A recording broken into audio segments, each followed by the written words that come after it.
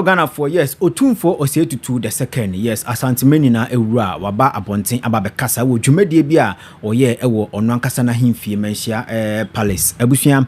nsem a obeka ye no na enyensem keto akora na ano den ni na efa eye okonfonoche eye teaching hospital no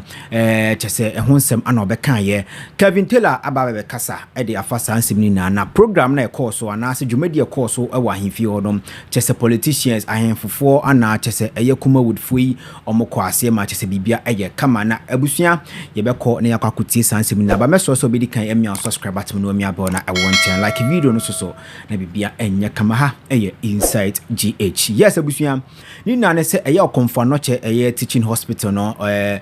say yes evidence ne eye videos bia efri ho ba no chese dan bi ba bia krake baby nyunu ana chese wo hwe the way ahwa asia ya chese edan na nkasa ne de inside no bubu chese se kra ne sa abusua eno ana chese yewura Otumfo Osietutu the second e de ababe to Ghana fo ne asantemanfo na anim se ebe ya yenje ntoboa obia wo ho ne betumi bia no fakakrabra na chese yemfanke kambum na chese omfa NCC eye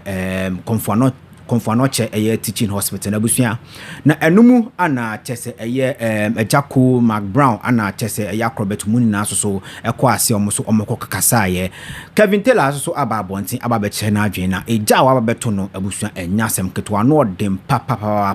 but answer na no ebia eye dwumadie course no wanya bi anhwe wanya bi anti ebia de ye nana Otumfo Osietutu kan ye no wanti inti Tanse enra wo ba e chairman so ba zo enti efrem anya kazatente membe afefe de bia eno ase de nim se hospital ne egu nim se hospital na sai nim se enya egu so o se ehwekwan ya de be zo zo afen ye ba ka property ade na egu so asai zo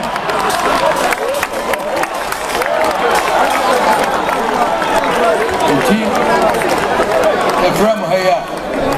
eduntina meka so enyuma ewo ha egrache for mapa embrante ni ade nyina so ye nyina ra wo se ye ntoboa na de yes ade so eduntina Efrem so enti me na pani nua no bia ya ye ohebe board for nyina preso sika no ne hia wo mo woni pa ebeye so cement aye koto we koto wo ma fa nipa ne nyina so kasika de beye and then it ye was ye fiti ase ne ye so and na wo ma me sidi ba ko magye wo ma me 100 cedis magye e kira mesa magye so ye de egum na ye nsa bepaja ye so sa asma de asu se no ma me ani amre ne anya mutaka da ba ne be se si dan we bi so eti sese no de wo no ye tri ye sa aprofu ne si ye na dan no ho den so ne mu no na ese so eti e wo se enani tre ya enu anti na Efrem ha because mia me beso mia bedam de tu me manfo anu na ye nye ka ho so hospital no ye ne ye dia esikuma se me nana no free stream ba enu anahwe wo mu me nana no free sahiba enu anahwe wo mu me nana no free ne nyina ha ya ne nyina eba so eti ye nyina ye hospital no the man can't change us and go there me de ahoho na chichire man so me de ahoho ne nyina kan ho na chichire asanteman so enu nti nipa ni bi afiti ase e chedo wo nya $1 million no wo benya 100 cedis family so aso yakani nyina bo mo ibenya gale ibenya sasa kana so eti wo 150 ni maje na do wo kese zo kese zo maje aka so na ko nyina ya hwe ya ya mna yi eti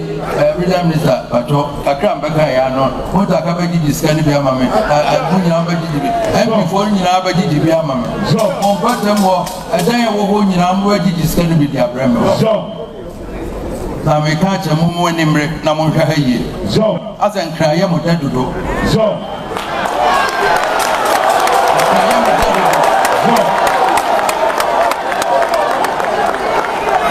Kraya mo dadudo so eno munyai awibenu na mo hwe When the Bama Motimania,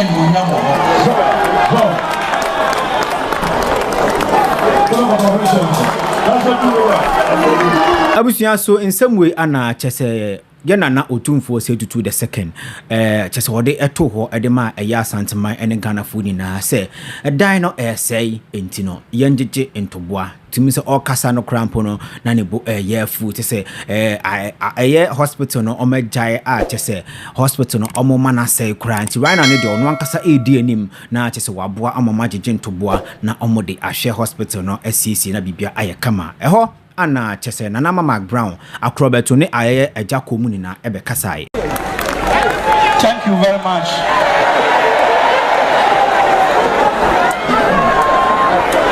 Please, you want me to speak English or T? English or T? Okay, thank you. All is say English. So I'll go in English. Nana, Your Majesty. Nana, we are proud of you. Without you, we are nothing. So Nana, we use our face to go anywhere, everywhere, to make campaign, to make this particular thing to successful. Thank you very much. Mira, your friend akufo-addo, your friend Ɛxposɛ. Adama, Gidie. Se yesi ya behwa maji ya tutu nasia ebe ha dwen fise nyeji ha akamenti wiase ikase mi sana mepa adwon mu okumasi kurofuru aha ne yede me beto ye omo ane da me nchen nyina efiri fise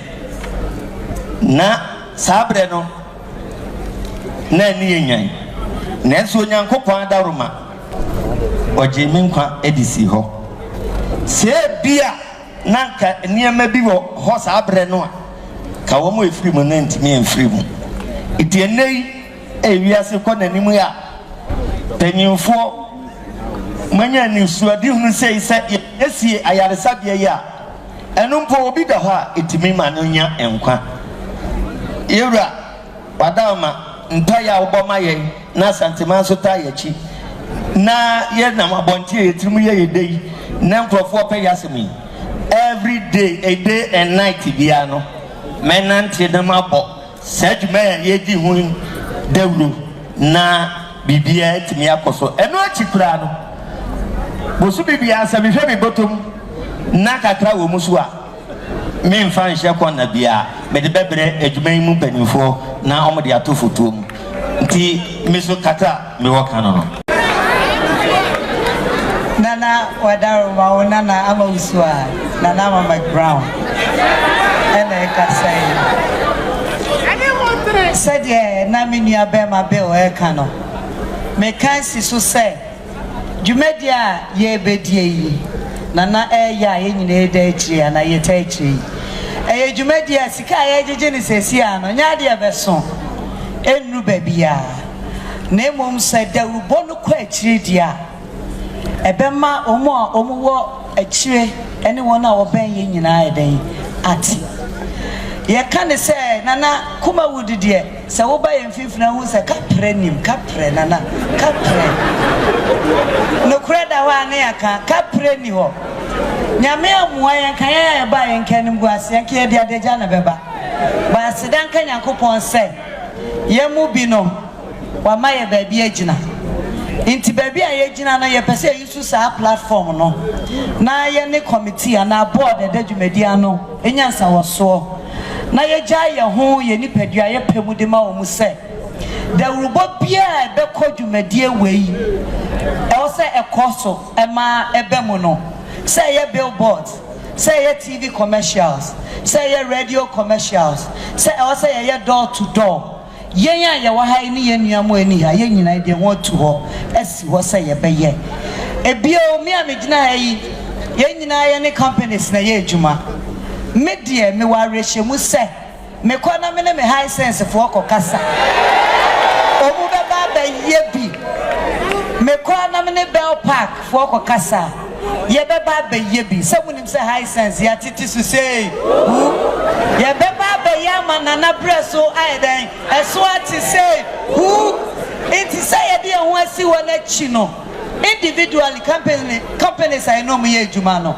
ye kwe ne nana bag ne kura ye kwa na ye nim say ye beba be yi bibi enti no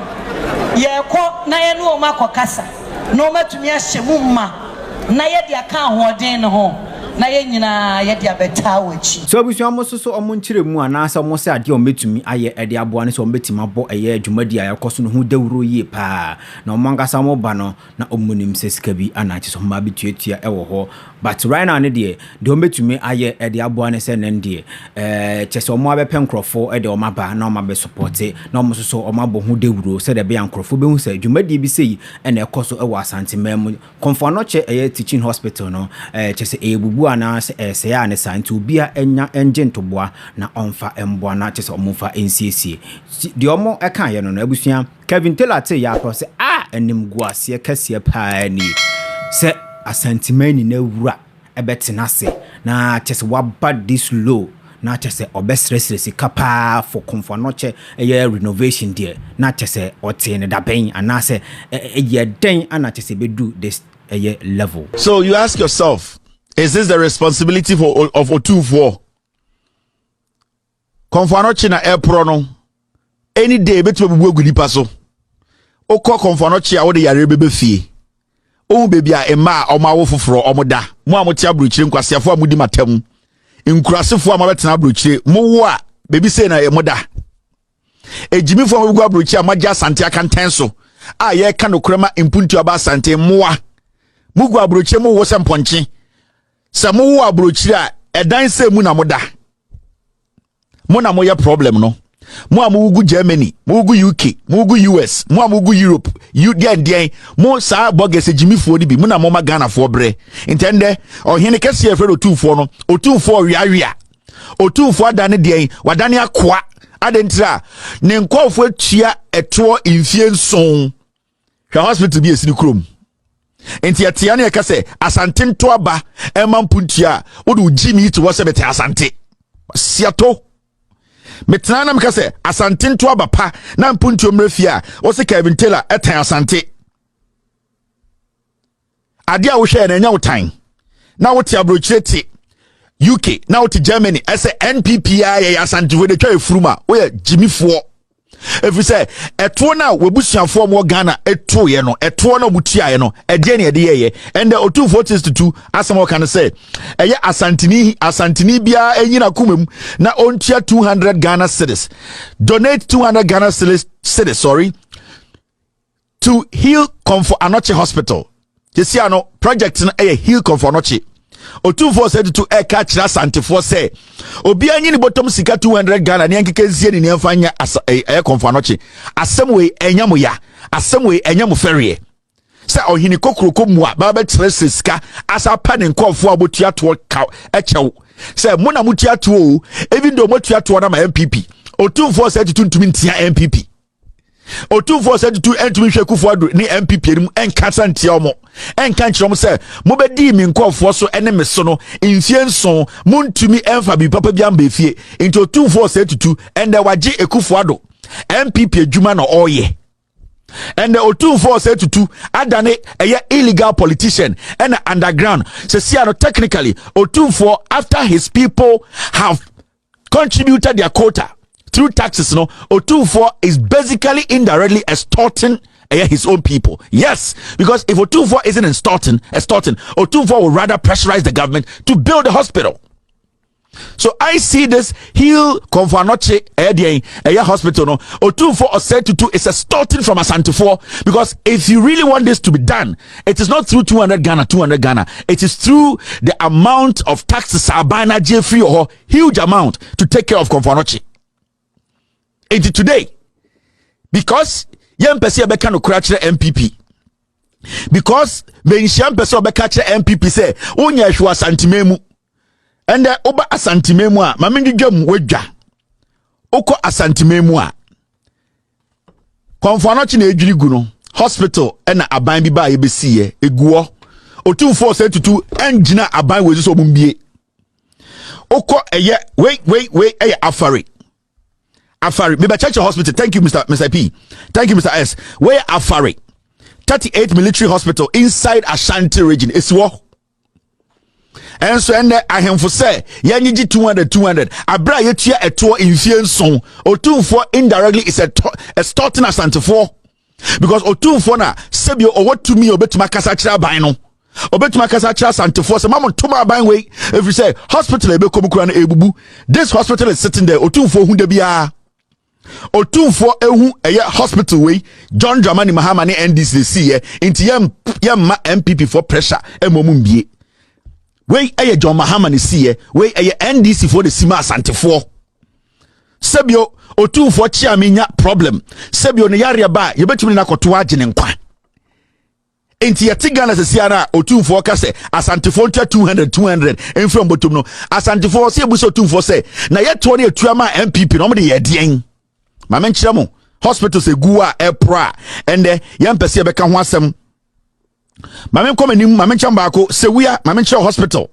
ni nyina gu asantememo John Mahama ne NDC for ne sima asanteman we mamen chiro second one we another hospital mamen fan chiro me ni nyina ba chiro mu de obeso okosu no nkosu we egu asantememu John Mahama ne siye NDC ne siye ntia mana pro and they just Asante 200 Asante tua it was 7 years ama aban bit so Otumfo said to me ka aban anim ontumi kan kire ne nkofo se montuntia MPP intend Otumfo dana ne ho and o se Asante san tua to sika man sanfanya hospital way and then your friend is Sewua Regional Hospital NDC John Mahama obedi president 4 years rekura wendu or the president 3 years 8 months. This is what John Mahama did for Asanteman. Sa hospital way is Asanteman. Where's this one a pro? Akufo-addo ne MPP atena Ghana so infien so confuse watching Otumfo has no problem. And Otumfo say Musa Kodiga Musa ni 200 Ghana ne fanko penti konfo anoche. Ma mention another one. Ni nyina wa Ashanti regional. Ni nyina Otumfo ni tua. We hu ni nyina. And so ende o chima Asantefo nsa jiska abra Asantefo tua to ama ban ma menche another one we dwa na de make an anim amfa men court we Formina hospital me kirem hospitals a NDC MP NDC John Mahama besia ma Santeman a ni nyina go pro and kejetia konfo la chibo hu ma menche we Formina nie don't tia se no kwhye ho konfo Formina nie ma menche Formina this is Formina under NDC John Dramani Mahama Formina hospital a Formina yesima Asantefo wo Formina enie egu ho pro 7 good years Otumfo said to me kan kire MPP say why are all these facilities sitting there and Otumfo akwaja patatna say Asantefo nsambra metua 200 Ghana na yemfa penti konfo anochi ma menche another one and intina Otumfo say tutu na do dan akufo-addo be gina nanim a ontumi mbusa ne say de na waye ontumi mbusa no efi say onim say MPP no eye party etwa omofuruma ewo menhia inti onpeso be ka no kure onpeso be busa akufo-addo ne MPP for questions I be ma Asantefo ehu no kure no we egu Formina NDC ne see John Mahama osima Asanteman osima osuru Otumfo say tutu ene na this year and Otumfo pe 200 Ghana enya ferie me Otumfo me bunipa ne nana me odo me so me do no enso nana we entwa ye eye ni da ho na wo de say Asanteman de wo ye no emfa bibia ma ka kira ban ne se motua to mfie nson eto na motua no momfa mbie hospital we nyina guo ye mie ye Otumfo te Ghana 7 years ni onka bibia nkira MPP and ye te Ghana ye see na ponko di vice president na pokwasi ampanyin we hu sade we nyina on fight say ye mbie we hospital a ye jaye John Mahama jasi ho we Kumewu district hospital and obeko ya yewie I can get you the current picture election 2023 ye osede ye ko Kumewu mu the hospital na ye esiwo time on picture we don't munyandu ama bruse o say hospital ni siwo and so okomenhia ye pese ye de hye ebetafre aye de tani to ebedi vice president intend menhia is more interested in making Napo a vice president than fighting for the people, fighting for Asantefo. Asantefo apomuden ehia otumfo. Material about 4 regional hospitals. Modern equipment is here. Some of them I can show you videos. Otumfo does not care. Mamponhene does not care. Bantimahene does not care. Ya Asantefo nko ade ya beto am MPP. Ene nde etia ohini kokuruko osresriska. Ene nde etia 2023 a ohini kokuruko ende wabetena patasi sresriska Asante Ferry. Are we not ashamed? In penifo mo fie wen. These are all rotten, and these are all hospitals built under NDC. John Dramani Mahama, and in the NDC. Almost the hospital where you go Santimemu, Bakumpo where you juma. In Fienson, 7 years. Otumfo does not care about the health of Asantefo. Otumfo himself can no credit. Otumfo himself with dear Santiman Hamo. Otumfo ma politics a din anim. Otumfo I decided Asantefo the human and Otumfo.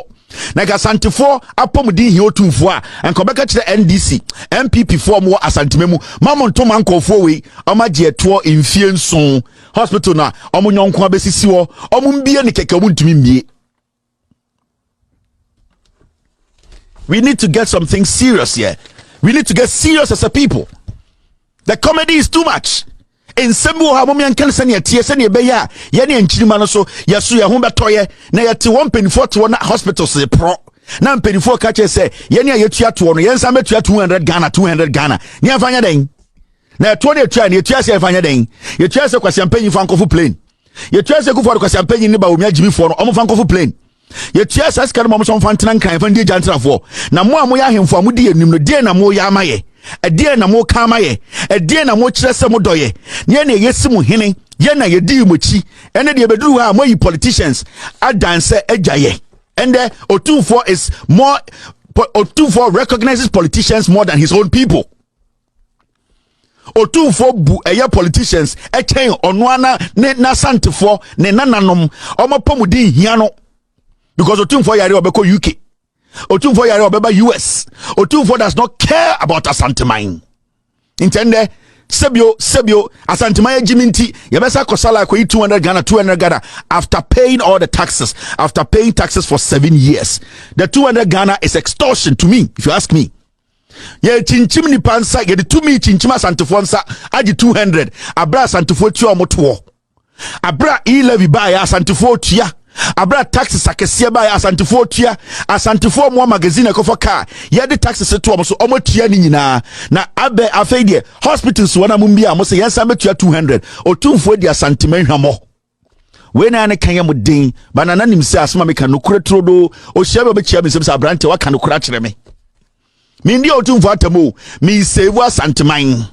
mi mo Otumfo atiase sebio Otumfo nankasa ka onyo nyankopon nti wiase nyansa nyina ne tirim na ono so kra pa obedi ohene no onim se owompenifo a omo kasa tenetene no nti ye ne nkora no se wo se bibi nko ya e wo se ye kasa tenetene nana entwaye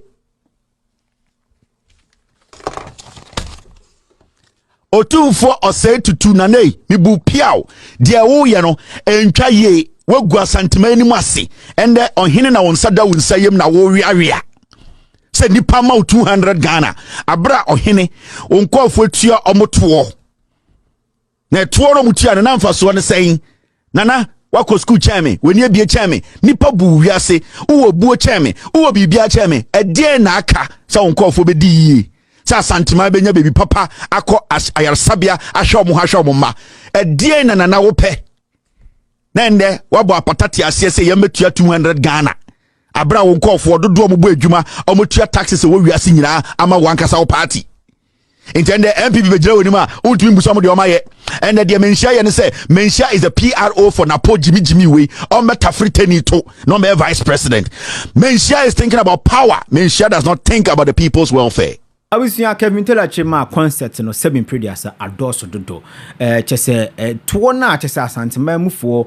na so momote Asante region omogigi ni nanom ewo he Yes, yes, Otumfo say to do the second yanana just otimi busa akufo-addo sa in some way because certain presidents no agye sa into worry na obi wi na besa kɔ timamufo anase asantefo no ho so kwakɔ jiska de ababe renovation de na se entwa yekra sa ana kyese Kevin Taylor ebese o kyerɛ abusua yidina yakwakɔti aba no so betimi akyerɛ wadwen o comment section ho na bibia kama ha Insight GH any DM so we subscribe button and I say na your first time I will batch channel is wa now if you want me subscribe button no na don't forget say the important part say we subscribe button na bell na one channel be me no so aka ho na bibia kama say be ya maybe am bibia no so unsa betumi aka video ni bi na wa share na bibia fefefe abusu betumi follow Facebook Twitter Instagram and TikTok ni na u follow ho a obenya ni na Insight GH anam do besi nyakopo wo hwa na afiso so onyo kese se wo jembre na o ka me ho akra